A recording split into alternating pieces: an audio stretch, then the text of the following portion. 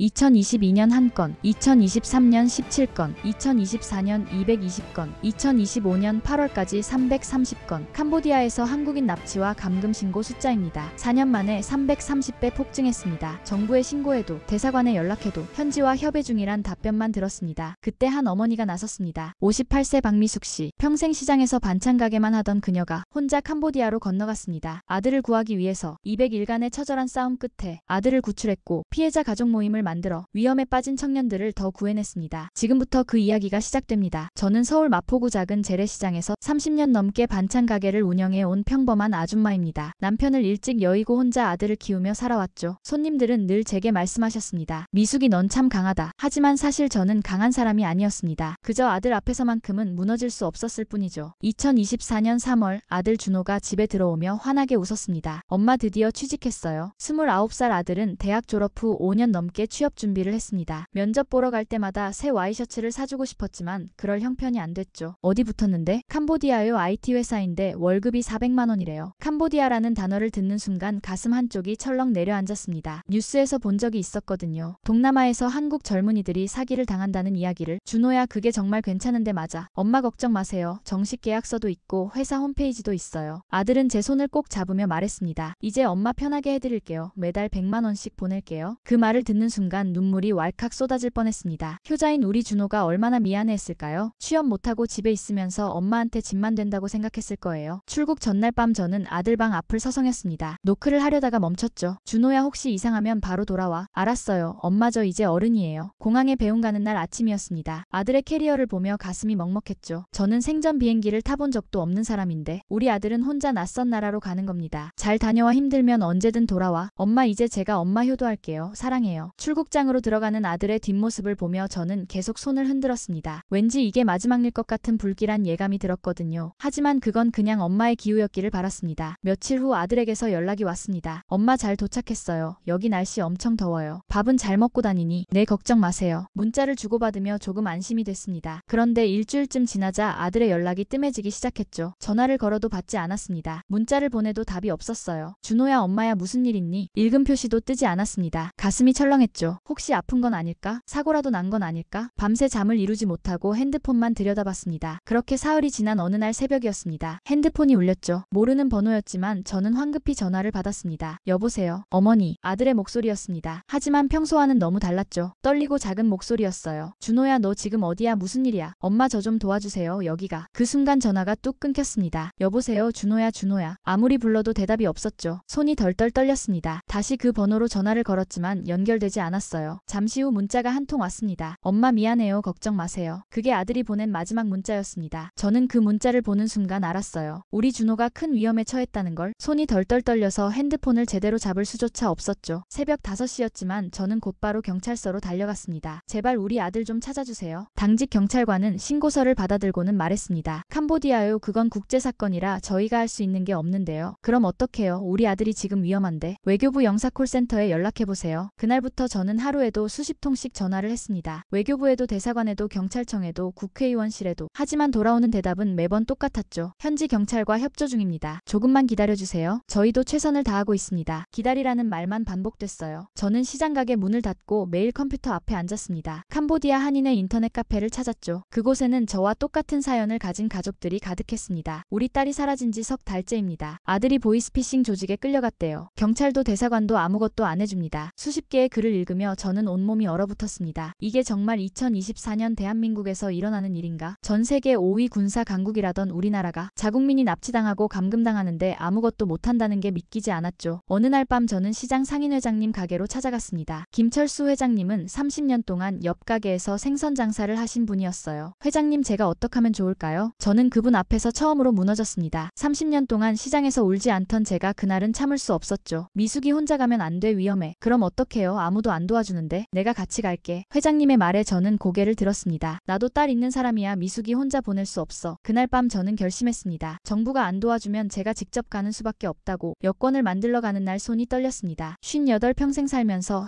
해외여행은커녕 비행기도 타본 적 없었거든요. 구청 민원실에서 여권 신청서를 쓰는데 눈물이 났습니다. 이렇게 처음 여권을 만드는 이유가 아들을 찾으러 가는 거라니. 어디 가세요? 공무원이 물었습니다. 캄보디아요. 여행 가시나 봐요. 저는 대답하지 못했죠. 여행이 아니라 아들을 구하러 가는 건데 집으로 돌아와 평생 모아둔 통장을 꺼냈습니다. 3천만 원. 시장에서 30년 동안 악착같이 모은 돈이었어요. 언젠가 준호가 결혼할 때 주려고 모았던 돈이죠. 하지만 지금은 이 돈으로 아들을 살려야 했습니다. 인터넷으로 비행기표를 예매하는데 손이 덜덜 떨렸어요. 컴퓨터도 잘 못 다루는 제가 해외여행 예약을 하고 있다니 회장님이 옆에서 도와주셨습니다. 미수가 우리 꼭 준호 데려올 거야. 네 회장님 감사합니다. 출국 전날 밤 저는 준호 방에 들어갔습니다. 깔끔하게 정리된 책상 위에 가족 사진이 놓여 있었죠. 준호가 초등학교 때 찍은 사진이었어요. 돌아가신 남편과 제가 양옆에서 준호를 안고 웃고 있는 사진. 여보 우리 아들 꼭 데려올게. 사진 속 남편에게 속으로 약속했습니다. 다음날 인천공항에 도착했을 때 저는 너무 긴장해서 제대로 걸을 수조차 없었습니다. 출국 심사를 받고 비행기에 탑승했죠. 생전 처음 타는 비행기였어요. 이륙할 때 귀가 멍해지고 몸이 둥둥 뜨는 느낌에 저는 손잡이를 꽉 붙잡았습니다. 옆자리 회장님이 제 손을 꼭 잡아주셨어요. 괜찮아 미수가? 네. 창밖으로 보이는 구름을 보며 생각했습니다. 준호야 엄마 지금 간다. 조금만 기다려. 캄보디아 푸놈펜 공항에 도착했을 때 후텁지근한 열기가 확 밀려왔습니다. 공항을 나서자 낯선 언어와 풍경이 펼쳐졌죠. 저는 그 순간 무섭기도 했지만 오직 한 가지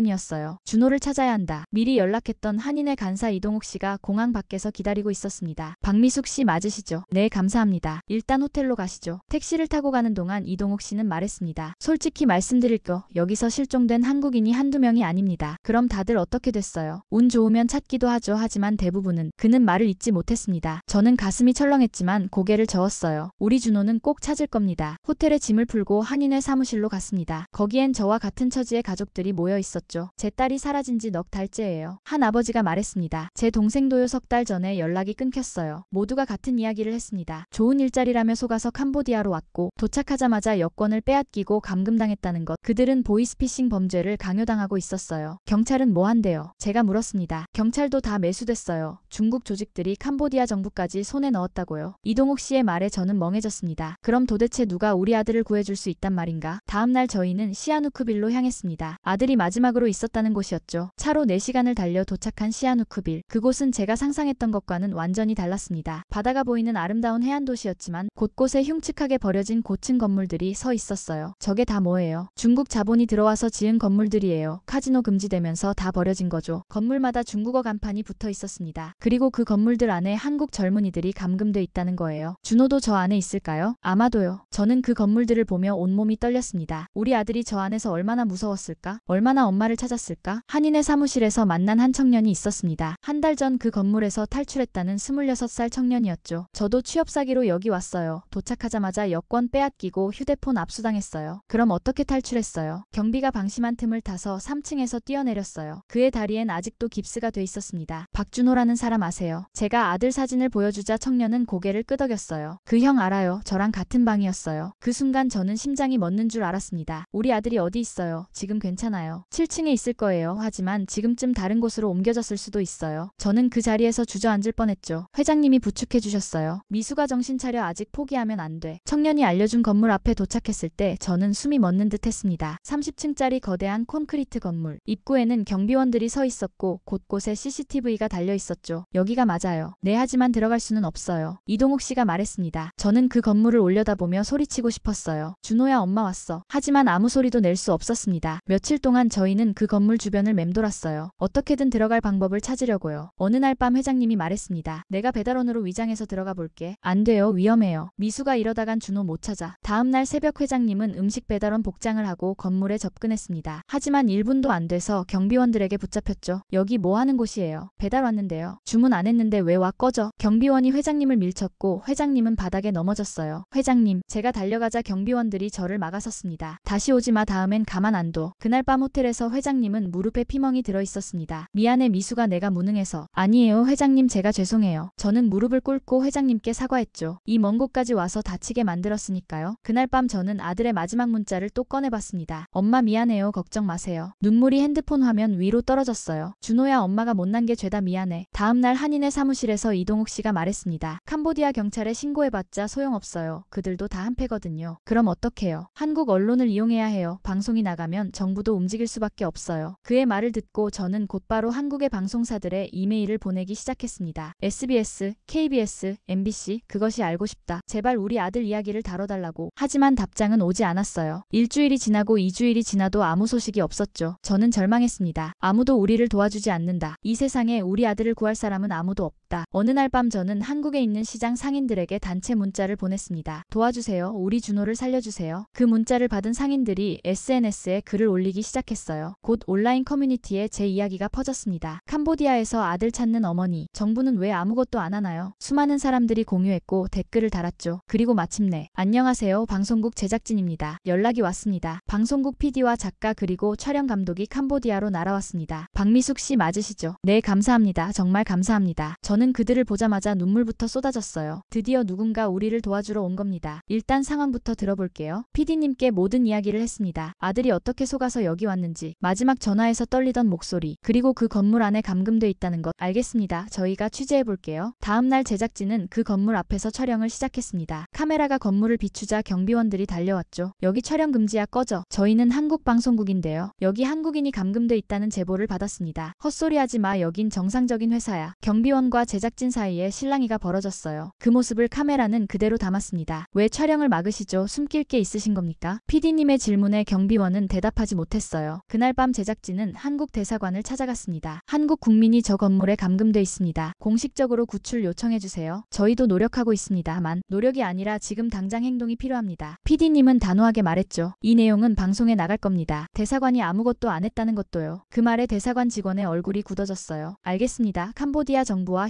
협의해보겠습니다. 드디어 일이 움직이기 시작했습니다. 이틀 후 캄보디아 경찰이 그 건물에 대한 단속에 나섰어요. 한국 방송 카메라가 돌아가니 그들도 더 이상 모른 척할 수 없었던 겁니다. 경찰이 들어간대요. 이동욱 씨가 전화했습니다. 저는 회장님과 함께 그 건물 앞으로 달려갔죠. 경찰 차량 10여 대가 건물을 포위하고 있었어요. 안에 있는 사람들 모두 나와 확성기로 경고방송이 흘러나왔습니다. 1시간쯤 지났을까? 건물 안에서 사람들이 하나둘 나오기 시작했어요. 창백한 얼굴의 젊은이들. 그들은 모두 한국 사람들이었습니다. 준호야, 준호야. 저는 그들 사이에서 아들을 찾으며 소리쳤어요. 하지만 아들은 보이지 않았습니다. 준호야, 엄마 왔어. 어디 있니? 그때였습니다. 건물 7층 창문이 열리며 누군가 고개를 내밀었어요. 엄마. 그 목소리. 저는 그 목소리를 알아들었습니다. 준호야. 건물 안에서 아들이 비틀거리며 걸어 나왔습니다. 몰라볼 정도로 야윈 얼굴, 멍든 팔. 하지만 분명 우리 준호였어요. 준호야. 저는 달려가 아들을 끌어안았습니다. 엄마, 엄마. 아들도 제게 매달리며 울었죠. 괜찮아, 이제 괜찮아. 엄마가 데려갈게. 그 순간을 카메라는 그대로 담았습니다. 회장님도 옆에서 함께 울고 계셨어요. 미수가 잘했어. 정말 잘했어. 아들을 데리고 호텔로 돌아왔을 때 저는 비로소 안도의 한숨을 쉬었습니다. 하지만 안심하기엔 너무 일렀어요. 아들은 심하게 떨고 있었거든요. 준호야, 괜찮아. 이제 안전해. 엄마, 저 무서워요. 아들은 제 품에 안겨 아이처럼 울었습니다. 29살 어른이 된 아들이 5살 아이처럼 떨고 있었어요. 괜찮아, 엄마가 있잖아. 그날 밤 아들은 악몽을 꿨습니다. 싫어요, 안 할래요, 제발요. 자다가 소리를 지르며 깼죠. 준호야, 꿈이야, 괜찮아. 엄마. 아들은 식은땀을 흘리며 제 손을 꽉 잡았어요. 다음날 방송국 제작진이 아들을 인터뷰했습니다. 준호씨, 거기서 무슨 일이 있었나요? 아들은 떨리는 목소리로 말했습니다. 도착하자마자 여권을 빼앗겼어요. 휴대폰도 압수당했고요. 그 다음엔요. 보이스피싱 전화를 걸라고 했어요. 안 하면 폭행당했고요. 아들의 팔에는 담배불로 지진 흔적이 있었습니다. 하루에 16시간씩 일했어요. 밥은 하루 2끼 컵라면이었고요. 탈출하려고 시도한 적은요. 한 번 시도했다가 들켰어요. 그날 정말 죽을 뻔했어요. 아들의 증언을 듣는 동안 저는 옆에서 계속 눈물을 닦았습니다. 우리 아들이 그런 지옥 같은 곳에 있었다니. 그런데 왜 캄보디아 경찰은 단속을 안 했을까요? PD님이 물었습니다. 경찰도 다 매수됐어요. 조직에서 매달 돈을 주거든요. 얼마나요? 한 명당 한 달에 $1,000씩 준다고 들었어요. 제작진은 그 내용을 모두 녹화했습니다. 일주일 후 저희는 한국으로 돌아왔어요. 공항에 내리는 순간 아들은 바닥에 무릎을 꿇었습니다. 엄마, 한국이에요. 정말 한국이에요. 그래, 준호야, 이제 집에 왔어. 시장 상인들이 모두 나와서 저희를 반겼습니다. 미수가 잘 돌아왔어. 준호야, 고생했다. 하지만 저는 알고 있었어요. 이게 끝이 아니라는 걸. 아들의 상처는 몸이 아니라 마음에 있다는 걸. 한국에 돌아온 지 한 달이 지났습니다. 방송이 나갔고 큰 반향을 일으켰죠. 캄보디아 범죄 조직 실태 충격. 뉴스마다 연일 보도됐습니다. 하지만 저는 그런 것들에 관심이 없었어요. 오직 아들의 회복만이 중요했거든요. 아들은 여전히 밤마다 악몽을 꿨습니다. 안 할래요, 제발 그만해요. 자다가 소리를 지르며 깨는 날이 많았죠. 준호야, 괜찮아. 엄마가 여기 있어. 낮에는 멍하니 창밖만 바라봤어요. 밥도 제대로 먹지 못했고요. 심리 상담을 받으러 갔지만 쉽게 나아지지 않았습니다. 어머니, 시간이 필요합니다. 상담사는 말했지만 저는 너무 마음이 아팠어요. 어느 날 저녁이었습니다. 시장에서 장을 보고 집에 돌아왔는데 아들이 제 앞에 무릎을 꿇었어요. 엄마, 죄송해요. 준호야, 왜 그래? 제가 바보같이 속아서 엄마한테 이런 고생을 시켰어요. 아니야, 준호야, 내 잘못이 아니야. 저는 아들을 꼭 끌어안았습니다. 나쁜 건 너를 속인 놈들이야. 넌 아무 잘못 없어. 그날 밤 저는 아들과 오랫동안 이야기를 나눴습니다. 캄보디아에서 있었던 일들 얼마나 무서웠는지, 얼마나 엄마가 보고 싶었는지, 건지. 엄마 그때 엄마 목소리 들었을 때 정말 살았다고 생각했어요. 엄마도 준호 없이는 못 살아. 2달쯤 지나자 아들은 조금씩 나아지기 시작했습니다. 악몽을 꾸는 횟수가 줄었고 밥도 조금씩 먹기 시작했죠. 엄마 저 시장 일 도와드릴게요. 천천히 해 준호야. 아들은 시장에 나와 제 일을 거들기 시작했어요. 손님들은 아들을 보며 반가워했습니다. 준호야 많이 힘들었지? 네 괜찮습니다. 어느 날 한인회 이동욱 씨에게서 연락이 왔습니다. 미숙 씨 혹시 시간 되세요? 네 무슨 일이세요? 캄보디아 피해자 가족 모임을 만들려고 하는데 함께 해주실 수 있으세요? 저는 망설였습니다. 다시 그 기억을 떠올리고 싶지 않았거든요.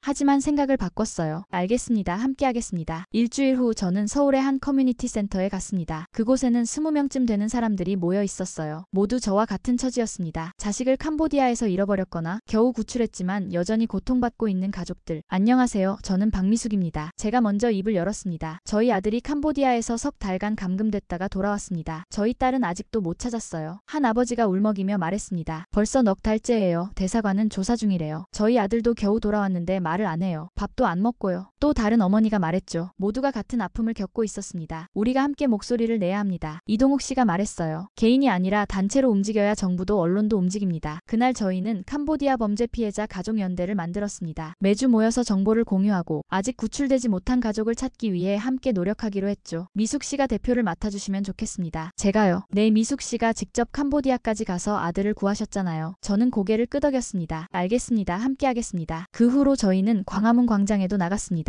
캄보디아 감금 한국인을 구출하라. 정부는 자국민을 지켜라. 피켓을 들고 서 있었죠. 처음엔 지나가는 사람들이 별로 관심을 보이지 않았어요. 하지만 저희는 포기하지 않았습니다. 매주 같은 자리에서 같은 목소리를 냈죠. 제 딸이 캄보디아에서 사라졌습니다. 제 아들이 범죄 조직에 감금됐습니다. 제발 도와주세요. 점점 사람들이 멈춰 서기 시작했습니다. 정말요 어떻게 된 거예요? 지금도 그런 일이 벌어지고 있다고요. 시민들이 관심을 보이기 시작했어요. 어떤 분들은 서명을 해주셨고 어떤 분들은 함께 피켓을 들어주셨죠. 할머니 힘내세요. 저희가 함께 할게요. 젊은 대학생들이 말했습니다. 석 달쯤 지나자 저희 모임은 50명으로 늘어났습니다. 미숙 씨 언론사에서 인터뷰 요청이 왔어요. 기자가 물었습니다. 앞으로 어떻게 하실 건가요? 포기하지 않을 겁니다. 한 명이라도 더 구출될 때까지요. 그 인터뷰가 방송되자 더 많은 사람들이 저희를 찾아왔습니다. 저도 피해자 가족입니다. 저희 동생도 캄보디아에서 당했어요. 피해 규모는 생각보다 훨씬 컸습니다. 정부가 발표한 것보다 최소 3배는 더 많았죠. 넉 달째 되던 날이었습니다. 뉴스에서 캄보디아 범죄 조직 특별 대응팀을 구성하기로 했다는 소식을 들었습니다. 드디어 정부가 움직이기 시작한 겁니다. 한 달 후 뉴스에서 반가운 소식이 들렸습니다. 캄보디아 감금 한국인 42명 구출. 정부 특별팀 활약. 화면에는 구출된 젊은이들이 공항으로 돌아오는 모습이 나왔죠. 그들의 가족들이 눈물을 흘리며 반기는 장면. 저는 그 모습을 보며 울었습니다. 기쁨의 눈물이었어요. 준호야 저것 봐. 네 엄마. 우리가 포기하지 않았기 때문에 저 사람들이 돌아올 수 있었어. 엄마 정말 대단하세요. 아들이 제 손을 꼭 잡았습니다. 엄마가 아니라 우리 모두가 함께했기 때문이야. 그날 저녁 가족 모임이 열렸습니다. 구출된 가족들이 모여 기쁨의 눈물을 흘렸죠. 미숙 씨 덕분입니다. 아니에요. 우리 모두 함께한 겁니다. 하지만 저는 알고 있었습니다. 여전히 구출되지 못한 사람들이 있다는 것을, 그들의 가족이 지금도 울고 있다는 것을 우리 계속해야 합니다. 제가 모임에서 말했어요. 한 명이라도 남아있는 한 우리는 멈출 수 없습니다. 모두가 고개를 끄덕였습니다. 영상에 공감하셨다면 구독과 좋아요 눌러서 응원해주세요.